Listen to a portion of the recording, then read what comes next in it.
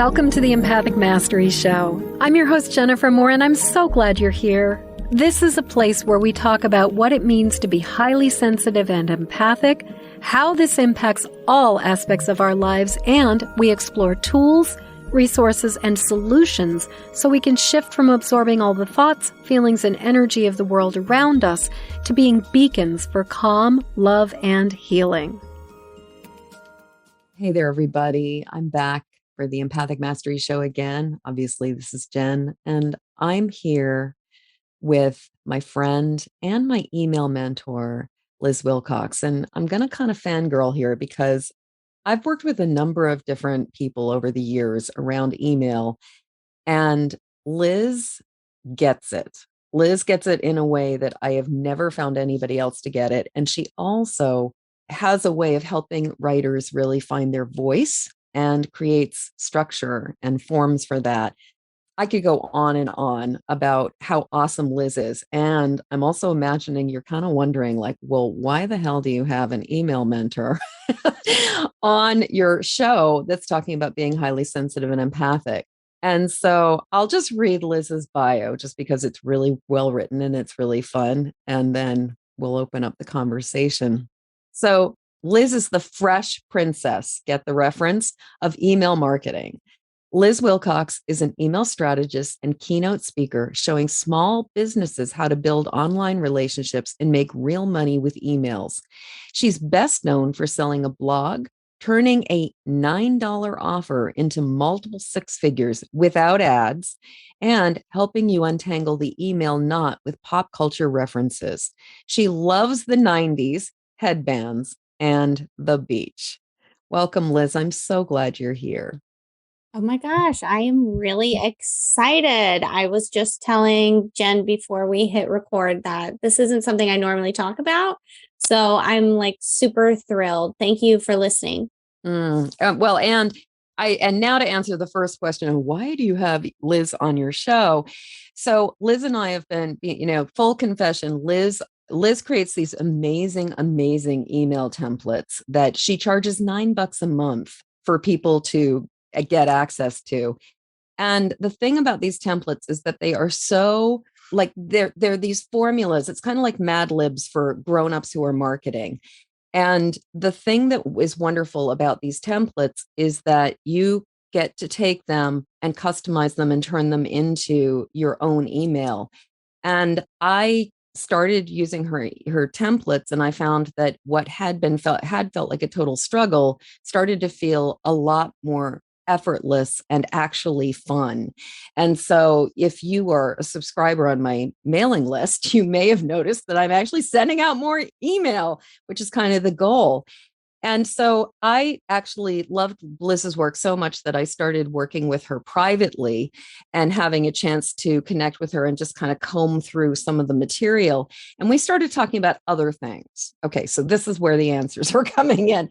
We started talking about other things about her, how sensitive she is and how empathic she is, and just chit chat about stuff. And I'm like, you're an empath. And she's like, well, that's what my sister says I am. And so it's like, I'd kind of love to bring you on the show. And she's like, okay. And so here we are. So I really wanted to talk about email from the standpoint of emotion, email from the standpoint of the fact that as empaths, we're putting energy out into the world. But when we put energy out into the world, we also feel the energy coming back at us and all kinds of other stuff. But before we totally go there, Liz, tell me about you. Tell me about, like, how did you know you were a sensitive person, or maybe that you were like not like the other reindeer? Like, how did you let's start the beginning. Yeah. So I've always been a little, I don't know, odd, I guess. And sensitive is a good word, but I didn't rediscover that about myself until, like Jen mentioned, my sister, kind of slapped me in the face with it. As a kid, I actually was selectively mute until age 7. And looking back at it, I realized I was just living in such an anxious home, and I was very attached to my mother. And she was a very, we'll just say she was on her own journey, right? She was a young mother. She was in her 30s. She was working, coming out of an abusive relationship when I was born. And I think now I was taking all of that on, and I didn't know as a little person how to process all of this emotion that I was feeling. So I just stopped. I just didn't speak. I only spoke to my mother on occasion, and I would actually whisper things to my sister, little sister, so that she could communicate for me. I don't think a teacher heard my voice until I was in the second grade. And so looking back on that, it's very obvious. But over time, you evolve, especially this was the early 90s. Oh, she's just extremely shy. She's just a weird kid type of thing. Right. And, I eventually, quote unquote, for lack of a better term, kind of grew out of it. I remember upper elementary, middle school, I remember having anxiety attacks and hyperventilating at pep rallies because there were so many people when we would get into a room together. It was overload. And I would, no joke, faint because I was hyperventilating and putting myself into this terrible state. And then I remember, slowly just one day or, over time being okay, still being anxious, but it was really my mom in the 7th grade. So I was also a really sick kid, constantly strep throat, weird joint pains. I think my mom got me tested for arthritis when I was in the 5th grade because I was just constantly complaining of pain. Anyway, I remember her telling me in the 7th grade, I was home from school or something, and she said, Liz, the more you try to be like them, the sicker you get. Wow. Yeah, it was very insightful from my mother. She has little gems of wisdom every now and again. Thanks, Mom. And I just thought, yeah, the kids don't like me anyway. I might as well just be who I am. I might as well just be the weird kid. Just be, I want to say I was shy, but I was also, if you Google me, you'll see, oh, wow, Liz is a personality. Liz is Liz. I was always like that. But at the same time, I was trying not to be, I was trying to fit in. And I was clearly a person born to stand out. So, being a kid was really hard. And so that's when I sort of started leaning into, well, they don't like me anyway. I'm just going to be who I'm going to be, And then another big moment about, 4 or 5 years later, when I was about 16, I heard a teacher say something like happiness is a choice. And at the time I was living in a 1-bedroom trailer with like 7 people. I had just moved cross country, and my mom and my stepdad were always fighting. And I thought, the forefront of my mind, that's not true. You don't know my life. Right. But there was something in the back of my mind that said, you know what, Liz, what if, you can't control what family you were born in. You can't control this or that. But what if you could just be happy? Kind of the same as, oh, Liz, you might as well just embrace who you are because you can't control these other kids. So again, I just kind of leaned into that. And over time, just became a more confident, excited human being. And it wasn't until, like Jen said, my sister and I were living together for about 1.5 years. And I don't know, about 6 months in or something, with the pandemic and, the rise of TikTok, things like, empathic and sensitive. And, they suddenly are buzz terms. And she said, oh, you're the most sensitive person I've ever met. And I was like, what? No, I'm not.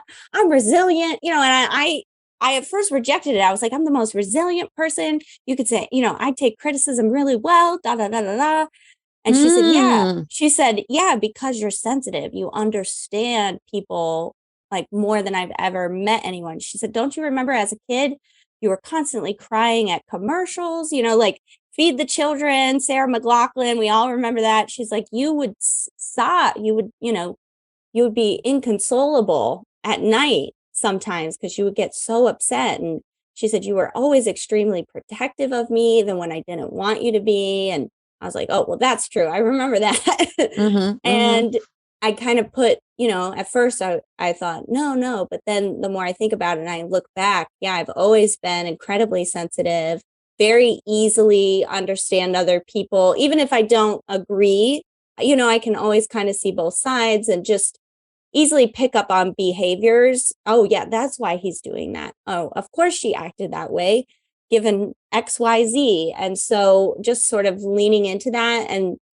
it's kind of that epiphany when all of a sudden, you can see the magic eye puzzle, right? You remember Yes, those? yes, Where it's like, yes. oh, it's a ship. Realizing, oh yeah, I guess I am pretty highly sensitive and, pick up on other people's vibes. I guess that is why that one year I had a migraine for a year, because so-and-so was freaking out over here, right? So yeah, that's a little bit of my story, I guess. Oh, Liz, it's so funny. Every time you tell more of your story, I'm like, oh my God, you are such an empath. Like it's really, and I really want to draw out a couple things. One thing that you said that I think is so fascinating is that you assumed you were not a sensitive person, you were not an empath because you were resilient. And I think that part of it is the mythology we have in our culture about what it means to be empathic, what it means to be sensitive, that somehow that means we're a doormat, but also that it means that we're somehow like sensitive and vulnerable is equated to weakness in our culture. When the truth is, it's actually a superpower. And it really seems like you've learned to pivot that and use your gifts in a really amazing way.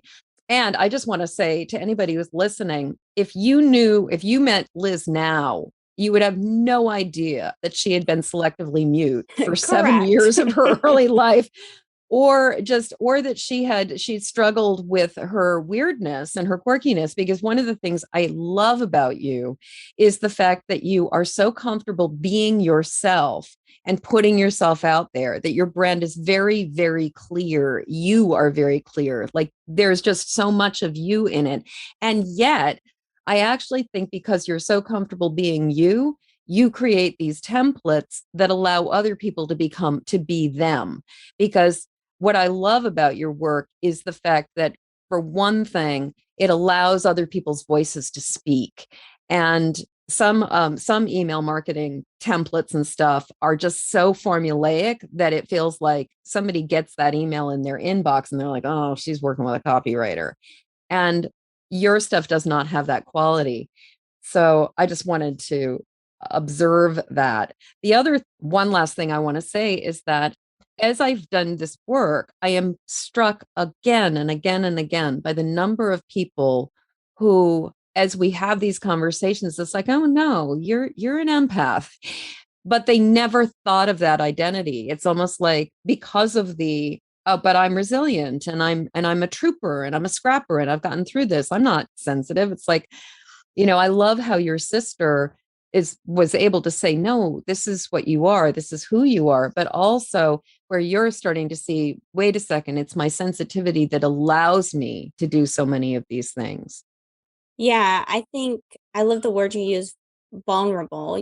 Vulnerability, true vulnerability is a strength. And I Mm-hmm. think that was something that I didn't necessarily understand as far as the empathic vein goes. But I realized, I think it was around college, when I have a degree in elementary education and they do a lot of internships, and, they're watching you and you have to watch yourself back and critique yourself. And, that's very uncomfortable, hashtag cringe, right? Yeah. And I just remember, in the logical part of my brain, once I realized, well, the more open I can be and the more open I can be to making mistakes, the faster I'm going to learn and the better I'm going to be. Then I was able to just kind of really, in a raw sense, open myself up in that way. And I've been able to, take that skill I learned at university into other areas of my life. And I realize, especially even being sensitive, it's made it so, being raw and open and vulnerable, whatever word you prefer, I know that other person is feeling that same way. Oh, they don't want to critique you. They don't want this or that, or, it's uncomfortable for both of us. But if we can just that's saying lean in and, you'll ride the wave faster. Like that's so true. And that's a true strength, being able to actually be vulnerable and to even hold space when someone else is being vulnerable. Heck yeah, that makes you resilient. It really does. So yeah, it's a huge strength that I think, especially for empathic people, sensitive people, that we can really understand and use that to say, okay, yes, I am going to be vulnerable, or I'm going to see someone's vulnerability and hold it instead of, rejecting it or making that person feel worse, to be that safe person for people. Mm, mm. Well, and part of what you do is you hold that space and you hold that space for a lot of people in at Yeah. least sort of in your community and within leadership. I think, you encourage people to take risks and to put themselves out there. Yeah. And I think so. One of my personal definition of success is to be an example of what's possible. And it all started with, oh, this little girl who can't even speak. And now, I'm on this podcast. I think it's the year 2022. It's almost the end of the year. I've already done over 100 interviews. You cannot get me to hush, but it's just having that big vision to know, hey, and as cliche as it is, like if I can overcome X, like you're going to be able to overcome what you want as well. The only difference between me and you is I've decided to take action, right? Or, I've just been doing this a little longer than you as far as change. I forgot kind of where I was going with that, but yeah, just having that vision of I want to help people do this or that, and knowing, like building up that resilience, building up that strength. To Jen's point about me helping a lot of people, I think at this time of the recording, I have about 2,100 people in my membership, and about depending on what numbers you count, about 6,000 to 10,000 people in my universe. And I tell people often when, oh, I want a low cost membership like yours, or, oh my gosh, you are on that many podcasts. How can I do that? I always invite people to take a step back and ask themselves, is that really what you want? Is that really what you want? Not everyone is meant to hold space for, 6,000 to 10,000 people. Not everyone wants, some people work great one-on-one. Some people's brains work like mine, where it's, oh yeah, I can see, let me help this person and that person find their voice, like Jen said. But I have a master's degree in leadership. Like that didn't come naturally. That's a skill that I've learned on top of other skills that I have, on top of, being sensitive and being able to truly put myself in those experiences of, oh, I remember when it was this way. I remember when I couldn't speak, when I literally felt that my voice wasn't strong enough. It wasn't just this mental thing. I physically couldn't speak. So when people come to me and say, oh, it's so hard to find my voice. Oh, I use these templates, like Jen said, but it sounds like such and such wrote it, which they did. How can I truly make it sound like me? I have that ability to kind of tap into my own experiences, to hear what you're saying and, bridge that gap, so to speak. Yeah. Yeah. Oh, you speak about the capacity, just the importance of recognizing what you have the capacity for, and whether you're here to hold space for like 6,000 to 10,000 people, or in some cases, people holding space for like hundreds of thousands or even millions of people, and just really recognizing ourselves. And I'd love to talk more, like, I'd really like to talk about like that, like the energy of holding space. And how did you know? I guess, like, has there been ever anything where you're like, this is not for me? And how did you know? And obviously, this is for you. How did you know? Yeah. So I want to take it back. Do you remember, in elementary school when they would have guest speakers, and, they're, especially as a kid, you're also constantly being asked, what do you want to be when you grow up? What do you want to be? Then this is going to sound wild, but I'm sure we all have this experience where we just intuitively know what you're meant to do, Mm-hmm. especially the younger you are. And there was something that always said, like, oh, Liz, you're going to be a speaker, which of course was in such, what's the word? Irony. Yeah, I can't even speak to my brothers, or my stepdad, like what, but there was just always something, in your gut, that feeling. And this is really what convinced me when my sister invited me to, explore this part of me, that, oh, wow, I have always been really in tune with myself and with others. I always just knew that I was meant to speak to a lot of people. And even to this day, I say, I don't know exactly what that looks like, right? Mm-hmm. Pivot is the word of my life. But I always just kind of, I would see these pep rally people come in, and, or, see things on TV where it was a big crowd speaking. And I would, oh, that's what I want. I want to inspire people. And I didn't even know, it was just a feeling. I didn't know those words as a kid, even as a middle schooler. I just, oh yeah, that's going to be me one day. And I would have these, blurry, I don't know, visions of that. And it's still blurry. I still am not sure what it will look like, but I know that I'm deep down meant to inspire people. I mean, I talk about email marketing right now, and about, I share my story. Oh, I grew up poor. If you've ever seen that movie 8 Mile with Eminem, like, my mom used to live on 8 Mile. I got her off of that street, no joke. And so once I realized I could, click a few buttons and make money, I knew I needed to tell other people, especially when I realized they weren't getting it the way Jen said, Liz just gets it. I knew that's the direction I wanted to go. It was just very, very quick, feeling in your gut, I guess you could say. But as far as what I knew I didn't, like, wasn't my path, to your question, I started off as an RV travel blogger. And I knew, okay, blogging, yep, I can do that. It was, again, just that intuition of, yep, Liz, this is the way you can go. Oh, forget about that 6 years of university and education. This is the thing you've been waiting for.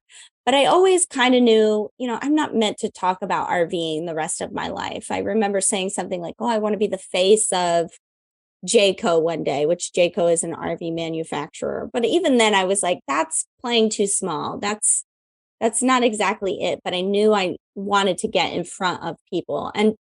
But doing that was, a stepping stone, a building block. I cut my chops, or whatever the phrase is. And I actually started that website as lizwilcox.com, because that's what use your name. And about, I think it was only 7 or 8 months in, I knew one day I was going to sell it. I was like, this is just me learning. I'm meant for something else. I'm not meant to talk about how to change a tire the rest of my life, or, I'm not meant to teach 60-year-old men how to retire into their rigs. That's not my journey, but this is how I'm, building the confidence. And so I changed the domain and everything only about 7 months in. And what most people don't know is, from that point, every product, every partnership, the email list, everything was to sell it one day. I had that exit plan. I knew, again, it was blurry, but I knew that wasn't my path forever. I knew this was kind of like a practicing playground or whatever, And so finally, once I figured out, yep, email, that's actually the thing I'm really good at, and that people usually aren't. The second I figured that out, I listed my website for sale like the next day. I was like, yep, I know exactly what I'm going to do. Goodbye, the virtual campground. That was the name of the website. And that website lives today. It's super amazing. They're actually hosting an in-person event this week. And that's so cool to see. But I knew it wasn't my path. So I think just really learning how to tap into you, I guess, helps make those questions that Jen just asked about, how did, what did you know was or wasn't for you? Once you can know you really well, it makes those things super simple, I think. Yeah. Well, and I really want to hold up the fact that so often when somebody tries something and it doesn't work, they look at it as a failure. And I love the fact that you really saw the RV thing as kind of like training wheels and like an opportunity to develop your business. Because, as an entrepreneur of many years myself, I went through a number of iterations trying things on. And I honestly think it's almost like, kind of like you kind of, unless you just happen to be one of those rare people who meet your beloved in high school and your high school sweethearts and you stay married for like 100 years, most of us have to date a little bit before we find the one. And I think that's true with business as well. And so I love that you really see this became a platform that you actually leveraged and you were able to really use in the best way possible to grow, to understand, and also to fine tune and recognize what are you actually really good at. And as you were saying, you realized like a lot of people aren't great at email and you really are, is going to lead me to kind of like to a slightly different direction. But I did give you a bit of a heads up about this beforehand, which is email, emotions, and energy.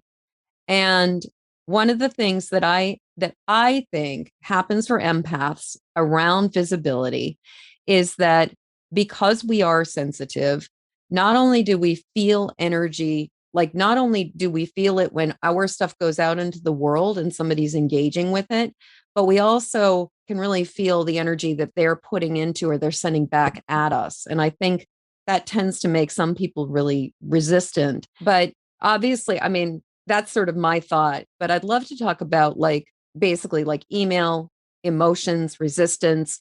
Why do people suck at doing email? And also maybe are there myths? Are there like things that people are not aware of? Let's just open the conversation and talk about kind of the energy and emotions of email.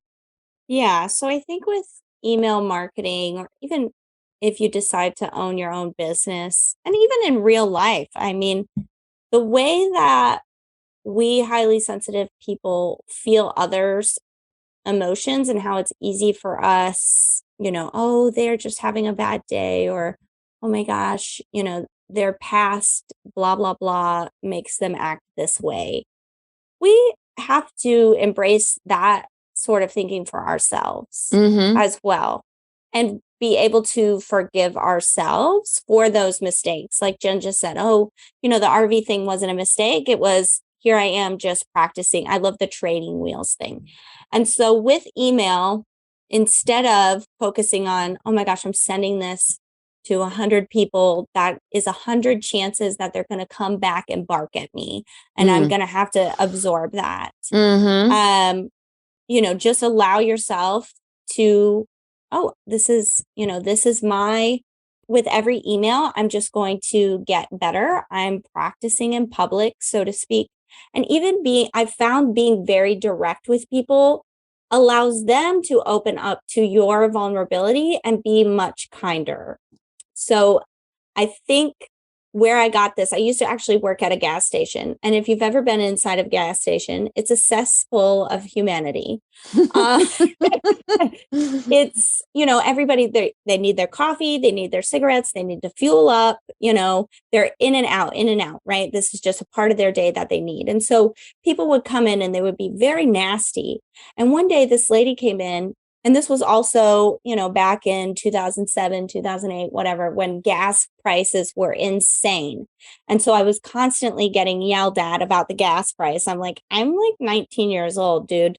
I don't. Yeah, it's I don't like, know. do you really think I have anything to do with the pricing of gas? No. I'm like, register to vote. I don't know what you believe about how we can regulate this. While they buy 20 ounces of energy drink for the same price. Anyway, one day this lady she was just being very mean and, kind of barking at me. And I just looked at her and I looked her in the eye and I said, ma'am, I'm a real person. Why are you being so mean to me? We don't even know each other. Mm-hmm. And she literally stepped back. She said, you know what? I've had a rotten day and I'm being really rotten. I'm so sorry. I said, I know you are, because you come in every day. You're usually a pleasant person and you're yelling at me. I said, I just work here. This is not a skilled job. I'm just scanning things for you, ma'am. And she said, thank you. I'm so sorry. So I use that experience, bringing it back to email, I promise. I use that experience when, because you do have to open yourself up. Email is emotional. It is being vulnerable. It is practicing out in public, which can be very scary. But if you can be cringe.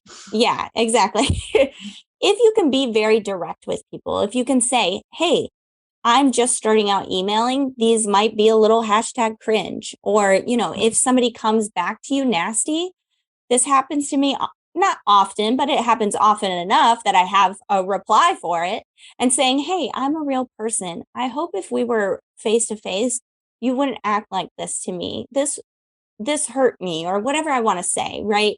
I personally cannot absorb that energy. Again, maybe because I'm highly sensitive. If someone comes at me really in a nasty manner, I have to respond. I cannot just delete it. That will eat at me. I know the common advice is just delete it. They're trolls. Ignore it. I will fester if I don't push that energy back. Like literally, I imagine myself rejecting that energy, just saying, no, ma'am, not today. And I'm not nasty. I mean, one time I was nasty. But I just say, I'm a real person. Hey, Liz here, right? Like I'm actually in my inbox reading these, because most people, again, think back to that lady in the gas station. She was on autopilot. She was being rotten because she had a rotten day. She was transferring that energy that she received onto me. She didn't want it, right? But I was rejecting it. So the same way, hey, Jen here, I totally get how annoying that could be. I meant no offense, please feel free to unsubscribe, or I've unsubscribed you. You won't be hearing from me again. But, I hope that if we were face to face, you wouldn't act like this, stay blessed. However you would want to say it. But you do, I really don't like that advice of just delete it, ignore it, especially for a sensitive person. That's impossible. Especially as I like to think, oh, I'm strong, I'm resilient, I can take critiques. And I've taken some critiques in my day. And all that's true. But if someone is just really, again, that nasty energy, I cannot absorb it. It will make me ill. The same way my mom told me when I was 12, you're making yourself sick, like you are sick, Liz. That still to this day will make me ill. And so I have to push that energy back. And I think that's totally okay. So maybe not the answer you were looking for, but maybe that's the permission slip someone needs that's listening to this, to open themselves up and be vulnerable and understand that you don't have to absorb that energy. If and when it comes back to you in a negative way, you can push back. That is totally okay. Right. Well, and, there are so many pieces to this, because I think that in some cases, it really is like that lady where it's like they have no idea how they're behaving. And it's like we can act as a pattern interrupt in somebody's life and be like, I hear you, like an ouch, that really hurt. And it's like they're so used to screaming into the void and getting nothing back that they're just keep screaming. And somebody responds and says, I hear you screaming and it hurts. And I think it can come as such an incredible surprise to somebody, but also it just feels to me like not only is it pushing, is it setting a boundary, but it is also holding a mirror up for that other person and acknowledging them. And I think that that's one of the things that the digital world is sorely lacking in, is engagement and connection and community and actual acknowledgement that there's so much stuff that we put out into the world, and it's like you get crickets. And even the person, the troll or the negativity, sometimes that response is, even if it's a firm boundary, is giving somebody like just acknowledging that desperate voice out in the wilderness and saying, I hear you. And that can be the difference. Like the woman at the gas station, you changed her day, I'm sure. Yeah. And I think that's, and I imagine after that, were you guys friendlier? Like, was that the beginning of a relationship? Yeah. Oh my gosh, Liz, what's up? How you doing? And I think that's something as sensitive people we can take to our advantage. Because like Jen just said, in the digital world, like the digital world is meant to connect us, but it doesn't actually. And so Right. when you get something, like Jen used the word troll, but like when we think about it, those are actually people. They're not trolls. They are desperate to be seen. You heard it here first. And so if we can come from that, you know, empathic feeling of, oh, this person needs to be seen today. And we can be that level of reason. Oh my word, does that stand out? Yeah. Suddenly, instead of getting into a screaming match with someone on YouTube or in your inbox, or, just absorbing it, just deleting it and absorbing it, suddenly you probably have a bit of a fan or, someone who, oh, wow, that person really, not only did they address my concern, like they were able to diffuse the situation. Wow, that person really is special. I've had people come to I had someone my one and only chargeback. They purchased something, forgot that they purchased whatever, it's a membership. It came out again and they disputed it. And I got this email, very nice email. Hey, not sure what this is, blah, blah, blah. I don't know. Something must have happened in her day. 2 hours later, I hadn't gotten back to her, a semi freak out. Oh my gosh, you're a thief, blah, blah, blah, blah, blah. Instead of just saying, hey, no worries, here's a refund. I actually sent her a video. I don't remember her name. Hey, Patricia, I'm so sorry I didn't get to you. I wanted to be like, I have a life, lady. That's my initial thing. But thinking about it from the perspective of, okay, she sent two very different emails within 2 hours. Something happened an hour ago, and now her day is shot. So, hey, here's where you signed up. Here's the affiliate you signed up through. So sorry if you forgot. I've gone ahead and refunded that. No need to have a PayPal dispute. Just have it. I want every purchase to feel good. This clearly doesn't feel good. You know what? She now sells that thing. She was like, wow, this is amazing. I'm re-signing up. I want to be an affiliate for you. You are real. Yeah. And so I think as someone who can feel other people's energy, who can really understand, what drives people to do XYZ, you have an advantage, especially in the inbox, in the digital world, to hear people, to, like we talked about 20 minutes ago, to hold that space for people so they're seen, so they say things like, oh, wow, she really gets me. You can take all the copywriting courses in the world, 1,000,001 email marketers out there will sell you templates. But really, when you can come at it from a space of you and really trying to understand your person, which you probably already do, it's going to make you stand out so much better. You have everything you need already inside of you to succeed. What I'm really taking from this, and I'm realizing, is for me, the really big difference between you and all of the other sort of like email copywriting. And I mean, because I've done a lot of study in marketing and copywriting. And what I think I'm realizing is what has made you feel so different to me is that you put your heart and soul, like you're not wearing a mask. And there's sort of a theme I'm hearing that I've been hearing from almost the beginning of this conversation, is that you've realized a number of times that instead of hiding from the true nature of who you are, you have continuously learned to lean into that and let it be okay to be vulnerable. Let it be okay to be weird. Let it be okay to be who you are. And then from that, like lean into that vulnerability, lean into that quirkiness, lean into the boy bands. And that by doing that, it allows other people to lean into their truth as well. And I think, we live in a society that is so freaking curated right now. And so many people are trying so hard to come across like polished and like they've got it together and they know what they're doing. And in many ways, like that, like there's a phoniness to it, there's a fakeness to it, an insincerity to it. And it's sort of like what I love about you and your work and your emails is that it feels like I'm breathing real air when I experience or encounter you. I feel like there's real oxygen in the room as opposed to like Febreze in the room where somebody's been trying to come across in a certain way.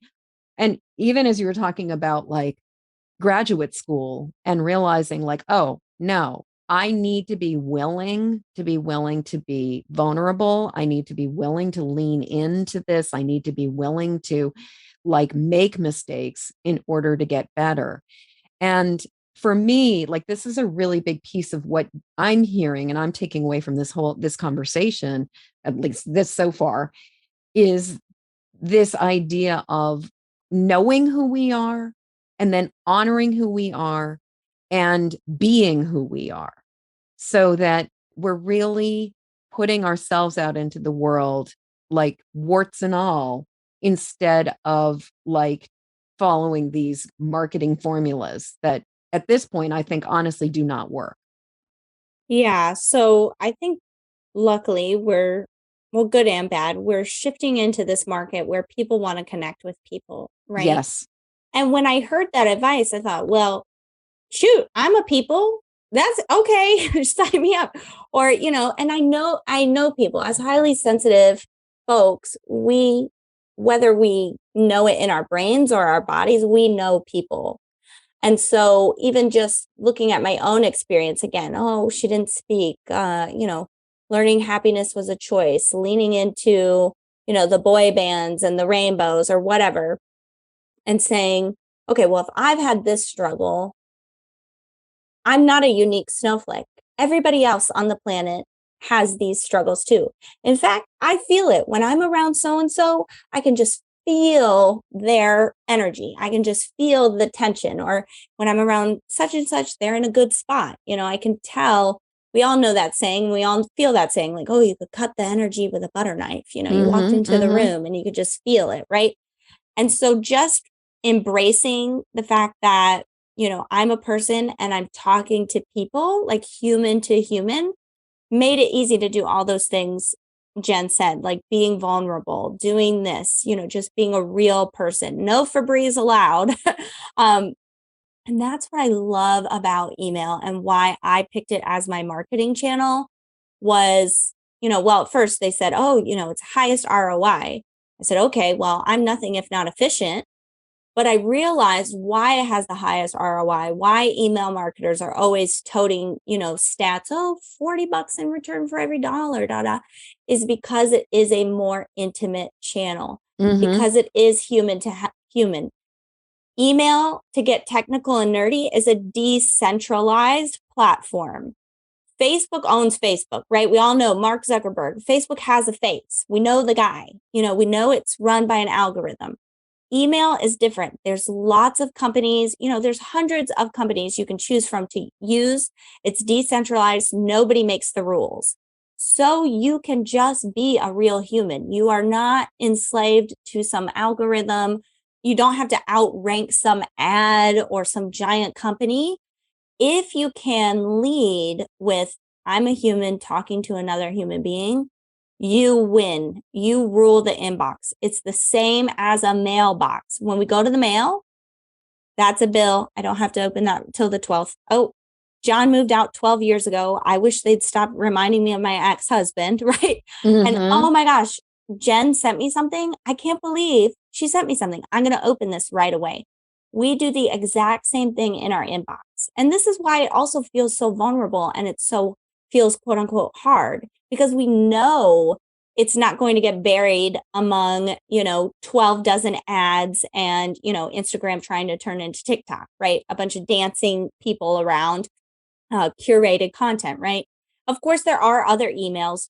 We know, pick up our phone, we're searching for that person we actually want to open up the email from, right? And so it feels very heavy because it's like, oh my gosh, it's just sitting there waiting to be opened. And what if it's a waste of time? People are going to hate me.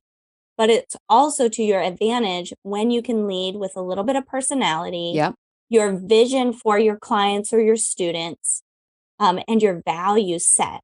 What drives you to do the thing you do? oh my gosh, it's going to change the whole game for you. And that's what I love about email. It's human to human.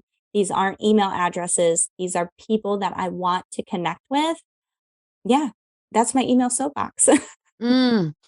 Well, and I really love that you're really pulling out and talking like each email address, instead of looking at it as like, how big is your list? It's like each one of these people is human. And one of the things that's amazing is that since I've been working with you, like my open rates, and this is for, nerdy, sorry to any of you guys who are not marketing people, like, excuse the nerd tech here. My opening rates have like almost doubled since you and I, like we did an email purge where we cleaned up and we weeded out the people who were not responding to email and everything.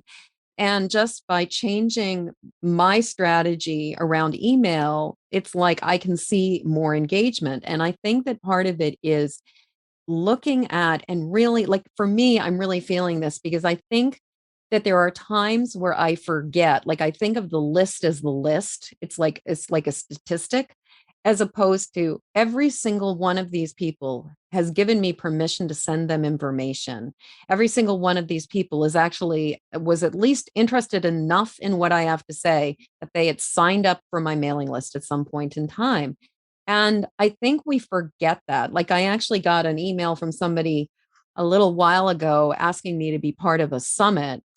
And they were like, and their criteria was like, how big is your list? Like your list has to be X amount, XK for you to bring, for me to consider you. And I'm like, bitch, you approach me like, and you're at now you're like, do you qualify? I'm like, but I was like, what I responded was, well, my list is not the size that you're looking for, but my engagement and particularly my open rates are really, really good.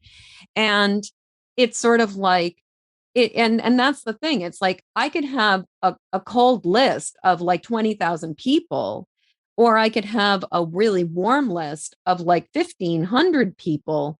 And in a lot of ways, you're going to get a lot more traction with those 1,500 as opposed to just this arbitrary list. And Oh, yeah. the thing I Sorry. really hear is just, I'm a human talking to another human. Yeah. And I love that perspective Jen just gave because it reminds you that, yeah, it's not just an email list. And I love email because it's consent based, right? You open the emails, you opt in and then you open the emails and it's all, yes, I know Jen likes my emails, right? And after a while, as an email marketer, I'm going to tell you to scrub your list, get people off the list that aren't emailing. And a lot of times that can feel emotional. I worked so hard to get those leads. It took me 2 years to get to 1,000 people, whatever. I can't let those people go, Liz. But if we can look at it as, these people gave us permission, but consent can always be taken back. As empaths, we know that, right? What I said yesterday is not what I say today, right? And so looking at it as, okay, this person isn't opening anymore. They're no longer giving me consent to be in their inbox. It becomes easier to scrub that list. It also becomes easier when you get an unsubscribe or you get one of those emails like, this was dumb. Why did you email me? Because if you can just look at it from that, empathetic, oh, this person just doesn't consent anymore, it becomes easier to let that person go, to say, oh, okay, they turn the light off and that's fine. They're not ready. I talk about what's your vision for your people. They're no longer on the bus. They don't want to go to the place I'm going, and that's okay. And that's just the power of email marketing is it's just, permission, consent based, and you can really love on your people. And I usually in all of my presentations, I have a slide where it's me and a bunch of pictures of me and people. And I say, all of these people are on my email address and I know every single one or on my email list. And, these are people and every single one of them is a customer. And, I created this product because I knew Jesse said this and that sparked an idea and da, da, da, da, da. And you can have conversations in the inbox and the person can feel really good about them because they opted in, they consented, and they know that you're there. They know you're invested. It's not like, oh, she's doing a 30 days reel challenge, so now I have to see her for 30 days, because she signed up to pay $100 to look like an idiot, right? Like this, and I mean, I do reels. Check my reels out. I think they're pretty fun, but I look like an idiot. Again, with the email, it's just such a more intimate channel where you can really get to know people human to human. You're all on the quote unquote bus to a certain vision. Like mine is make money with email. If you decide to get off the bus, that's great. Hopefully you'll pop back on one day. If you like reels more than email, peace be with you. But I just love that it's consent based.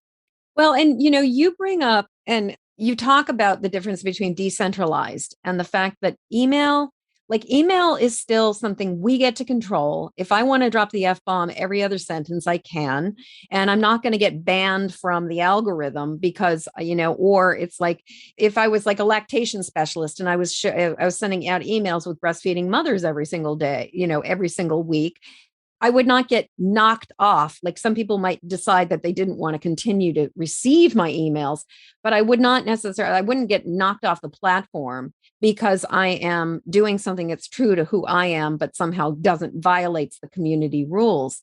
Right. You can always find more people. And I think the thing is that we don't always think about like, how is this, how is the media being controlled in terms of like, as consumers, it's like we're over on TikTok, we're on Instagram, we're on Facebook, we're in all of these different places, when what we're actually being, there's a certain amount of grooming that is going on, and there's definitely a lot of curating that's going on, not only on the part of many people who are putting up their social media, but then also the social media itself is curating a great deal. And it, in some ways, social media by its very nature tends to be really artificial, except for there's these small oases where people are really committed to being raw, real, and vulnerable. But what I really hear, it's like, it almost feels like this is like one of the flags you're waving, is like email is the place where we really get to be human beings talking to other human beings and making those genuine, sincere connections with people. And if anything, I feel like this is like, so many people don't get that about email. So many people are treating email in the same way that they treat a Facebook ad. Like it feels like they're just throwing spaghetti at the wall and seeing if it's going to stick. And I think that one of the things that's probably making your email marketing and your membership and everything so much more effective is because you are not just throwing spaghetti at the wall and seeing if it will stick. You're throwing spaghetti to a human being and saying, hey, do you want to eat this? Yeah, I think one of the things that sets me apart and sets the marketers apart that use some of my strategies is, again, going back to that consent-based thing, I teach people to set expectations at the very beginning of the journey. So if you opt in, you might just be opting in for a freebie and, oh yeah, I am my newsletter, but we don't know what that means yet. So setting expectations up front, saying, I'm going to email you every Tuesday, or, I'm going to send sporadic emails, whatever the truth is. And, I'm going to offer funny stories about XYZ, or I'm a logical brain, so I'm going to give you content like XYZ. And then up front, I'm going to offer you free and paid products, resources, services, Yes. Whatever words you want to use. That way it truly is consent-based. They read that email. They know, oh, if I'm on Liz's list, okay, every Tuesday, free and paid products, funny stories, Facebook group, blah, blah, blah. Okay, yes. And I literally teach people to have them hit reply and say, yes, I'm in. So I know you're in. It's sort of, like this mini contract. It's the same way when you listen to a podcast. Jen says, oh, today we've got Liz, blah, blah, blah, blah, blah, right? She's setting the stage for what's about to happen. When you do that with email, again, you get such better results. You get those people on your list that, oh yeah, I'm on the bus. This is where we're going. They're excited. They're buckled up. Instead of, all these people that, oh, I don't know where, oh yeah, I signed up for that freebie, but I never looked, or why is this person emailing me every day, and they're scratching their head, or, it just, again, sets that stage. It sets boundaries for you and the subscriber, and it allows you to be who you are. With me, I say something, I usually say a joke like, if you don't like Justin Timberlake jokes, this isn't going to be for you. Or if you're a huge Backstreet Boys fan, maybe see you next time. Something, silly, but it's really setting that expectation. Again, also leading with personality, the vision and values, saying up front, hey, this is where we're going. Are you in or are you out? It really makes all the difference in your emails. Well, and I think our mutual love for JT is a big part of what. I didn't know she liked Justin. Wow. Oh God, yeah, no. I should have worn my Justin earrings today. With anytime you have, like, whenever I have to sign up for something and you're like NSYNC or Backstreet Boys, I'm like, it's just, I'm basically my answer is almost always JT forever, or like, that's so hilarious. Yeah. I didn't know that. So funny. Yeah, no, it's actually one of the things that made me go, I love this woman. She is just amazing. And I mean, Liz, it's amazing how fast this conversation the time has whipped by. We're kind of coming towards the end of the conversation. And I did want to mention to everybody that as of the airing of this particular podcast, we actually planned this. And in full transparency, Liz offers her email membership as for an annual price, like once or twice a year, usually like around Black Friday and right about now. And one of the reasons why I am scheduling this email or this podcast, not email, but there will be an email too.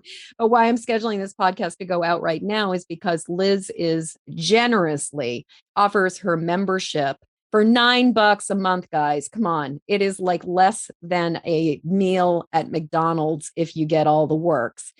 And the thing is that this really value in what Liz offers is truly, in my personal experience, absolutely worth it, because when you purchase the membership for a year, you also get access to all of her courses, all of her trainings. I'm assuming that is still true, or am I completely off base there? Yeah, no, that's true. Yeah. So email marketing membership, #SEO, is a $9 a month template membership where every single week I write a newsletter template for you to take and make your own.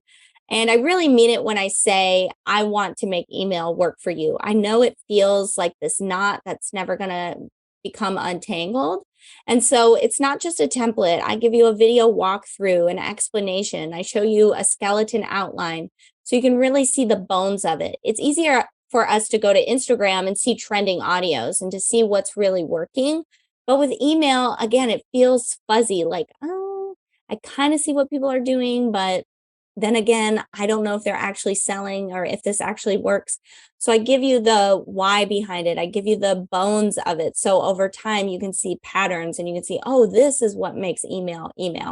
And then on top of the template, you also get 2 swipes, which are A+ examples of what it would look like, depending on what kind of business you have, what your tone is, how comfortable you feel with the list. And all of that's included for $9 a month. When you join in the annual sale, I call it, you become a pass holder, kind of like Disney, right? Yeah. So you become a pass holder and you get 12 months for $108. That's 9 times 12, simple math, nothing fancy. But you also get access to all of my other products for free. It's kind of like, you can think of it like Sam's Club or Costco. When you go into Costco, you pay $60. You're in there for the year. You buy everything at price. For me, you get in for $108, you get everything, and you don't have to give me another $1 for the entire year. So you get things like my just pre-sell it templates if you've got an idea, but you're not sure it will sell. You get a sales page workshop and templates. You get a Black Friday training. You get a 20-minute newsletter outline. There's something like, I think, close to a dozen products now that you get for free. And then you also get anything that I'm going to create for the next 365 days, you also get for free. So I really mean it when I say this is everything you're going to need for email marketing and copywriting for an entire year for just $108. And and you guys, the copywriting is good. And full disclosure, the link that you're going to see in the show notes is my affiliate link, because I really do stand by what Liz is doing. And if you are an entrepreneur and you struggle with email, Liz makes it easier. And that is just true. And the way she explains things, I don't know if, like, she explains things in a way that makes sense, at least for my neurodiverse brain, and that make it just fun, actually. And that's something that I just really appreciate. So Liz, before we jump off, I always like to ask the question, if you had advice, if there was something that you wanted to tell, like, what do you know your younger struggling self, and maybe like, I don't know, 16, like, I'm not even sure what age. Would you talk to your 7-year-old self? Would you talk to but like, what message would you give to the part of you that was really struggling with being highly sensitive, empathic, picking stuff up all the time, feeling like you're trying desperately to fit in, sick, scared, overwhelmed? Oh, I love this question. Thank you so much for asking.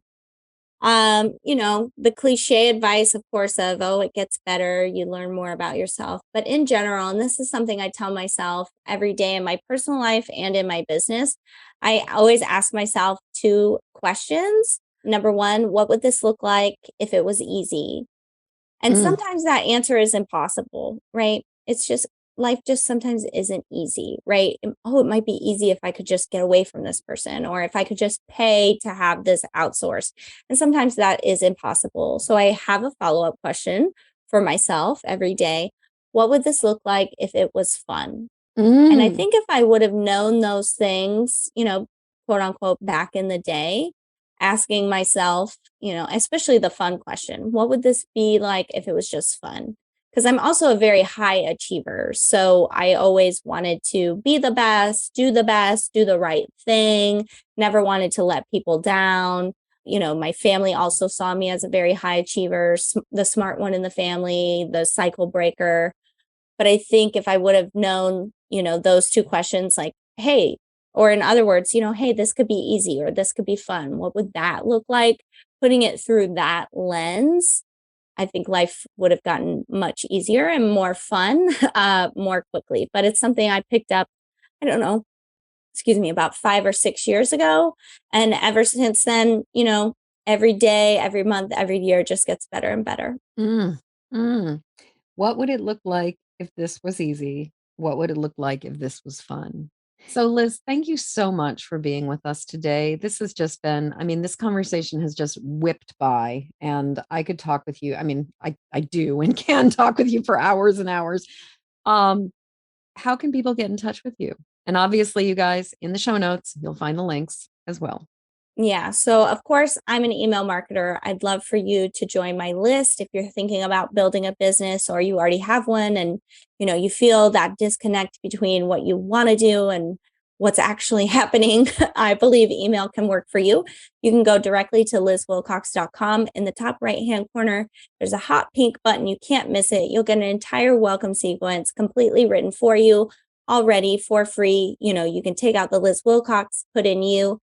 You'll also get 3 newsletter examples. So you can see what I mean by, showing that you're invested, sharing some personality, et cetera, et cetera. 1 to show you how to get people to click, 1 to show you how to get people to reply, and 1 to show you how to sell directly from a newsletter.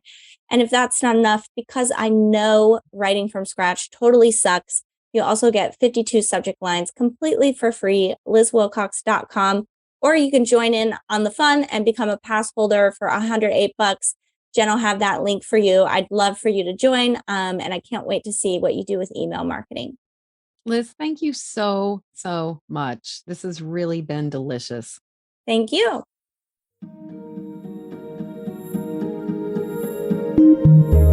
As we come to the end of this episode, I'd love to hear what you're taking from this show. Please jump over to empathicmasteryshow.com to leave your comments. In the show notes, you'll find a link to grab your copy of my Empathic Safety Guide, 3 Basics for Finding Calm in the Eye of the Storm. And while you're there, please subscribe and follow this show. And thank you for your help sharing this show with the people who need it. Please help me to spread the word and send this podcast to friends or family members who need support living as highly sensitive empathic people. Then join me again when the next Empathic Mastery show airs. Okay, one last time. Hop over to empathicmasteryshow.com for your empathic safety guide. And until next show, shine on. We need you and your gifts here on this planet. So please don't judge your empathic rainbow by colorblind standards.